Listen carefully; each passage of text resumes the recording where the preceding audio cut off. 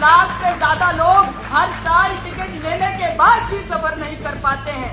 माननीय अध्यक्ष महोदय, बुलेट ट्रेन का वादा हुआ था, कहा गया था 2022 तक अहमदाबाद से मुंबई सरसराते हुए ट्रेन जाएगी, लेकिन 2025 आ गया है।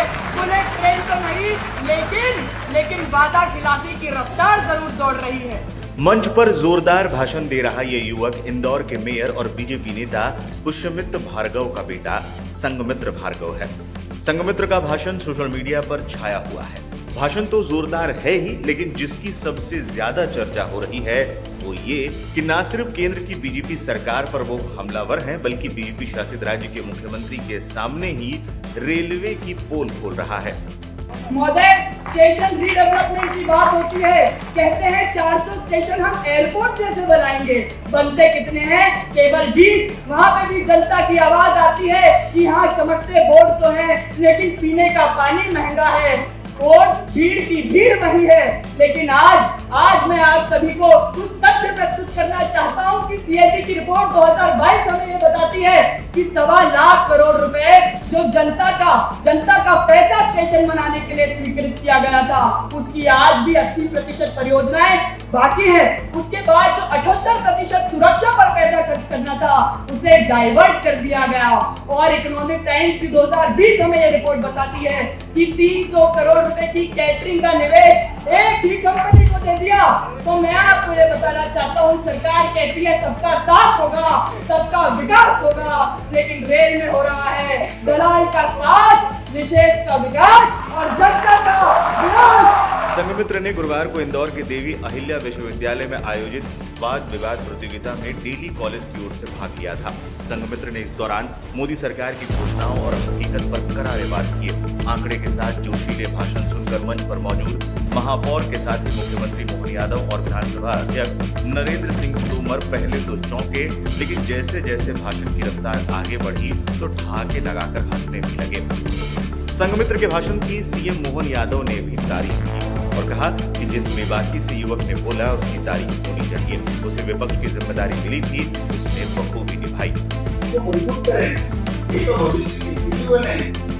ये अपने बीजेपी के लिए जोरदार तालियां बजाऊंगा, इसलिए उसको बोलूंगा कुछ बात कीजिए, लेकिन उसने जो बेबाकी से बात पक्ष हो या विपक्ष, उसको जो जवाबदारी थी वही तो बोलेगा। तो उसको विपक्ष विषय दिया तो बोला, उसको बना नहीं, लेकिन मैं उसको विषय जरूर सुधरूंगा। उस विषय में ये और बाकी रहे, जिसके से हमारे लिए लोकतंत्र है, हमारी सरकार के आप क्यों पे ले रहे हो?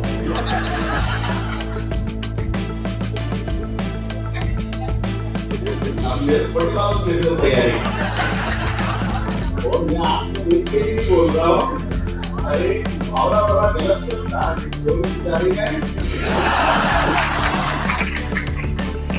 मैं आपको ये नहीं बोल रहा हूँ। यही नहीं, पुरस्कार देने के दौरान भी मुख्यमंत्री ने संघमित्र को दुलार किया और साथ में फोटो भी खिंचवाई। कांग्रेस ने लपक लिया मुद्दा। शुक्रवार को दिन भर सोशल मीडिया पर संघमित्र का भाषण वायरल होता रहा। कांग्रेस ने मामले को लपकते हुए इसे केंद्र शासन के दावों की वास्तविकता बताया। कांग्रेस नेताओं के ट्वीट सामने आने लगे जिसपे वो इसका मजाक उड़ाते रहे। कांग्रेस नेता दिग्विजय सिंह ने संघमित्र को एक अच्छा वक्ता बताया। दिग्विजय सिंह ने संघमित्र के भाषण को रिपोस्ट करते हुए लिखा, संघमित्र भार्गव काफी प्रभावशाली वक्ता है, बधाई।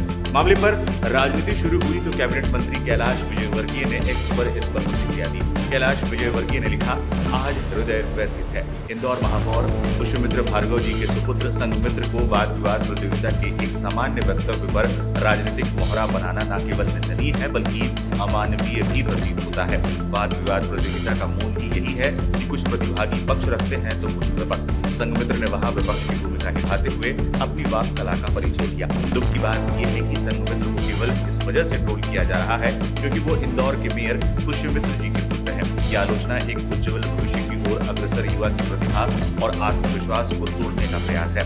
मध्य प्रदेश की राजनीति का इस स्तर तक गिरना वास्तव में चिंताजनक है। मैं हृदय से मुख्यमंत्री मोहन यादव जी का आभारी हूँ जिन्होंने संघमित्र की वाक्पटुता को न सिर्फ सराहा बल्कि कुछ सुझाव भी दिए। उनका ये कदम न केवल प्रोत्साहन बल्कि ये संदेश भी देता है कि सच्ची प्रतिभा को राजनीति के तराजू में नहीं तोला जाना चाहिए। हालांकि मामले पर राजनीति शुरू हो चुकी है।